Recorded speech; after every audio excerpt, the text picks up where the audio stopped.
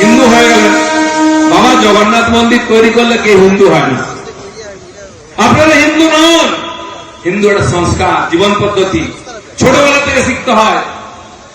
অনাভাসের টিকা চড়চড় করে, হঠাৎ দিনের মন্দিরে গিয়ে তিলক লাগান না, শুকিয়ে গেলে চড়চড় করে, বলে বাবা কি হচ্ছে? তাই হয়েছে। আমি এমনি বলছি না।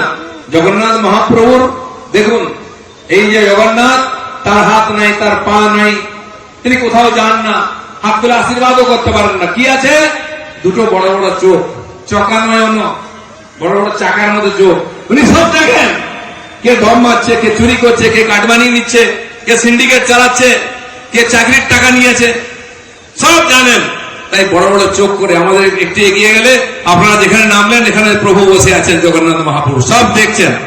তাই দিদিমণি যখন জগন্নাথ মন্দির উদ্বোধন করতে গেলেন, তাকে বলা হয় নারকেল ভাঙুন। পন্ডিতজি নারকেল দিলেন, কোন নারকেল ভাঙেননি। কেমন নারকেল ভাঙছে? যেন পেটো মারছে।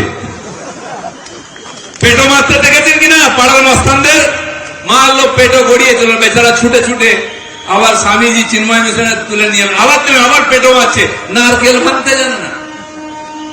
আবার বলছে কালী দুর্গা কেন বিজেপি বলছে? অবশ্যই বলবো, জয় শ্রীরাম বলবো। বলো জয় শ্রীরাম, জয় মা কালী, জয় মা দুর্গা। মহারাজ রামচন্দ্র তিনি আদর্শ রাজা ছিলেন, তার নামে রামরাজ্য। গান্ধীজি বলেছেন সেটা আমাদের স্বপ্ন। তিনি একজন রাজা আবির্ভূত হয়েছিলেন, আর মা দুর্গা, মা কালী, তার আশীর্বাদে এই সমস্ত বিঘ্ন কেটে যাবে। বাংলায় আমরা সুরাজ্য প্রতিষ্ঠা করব।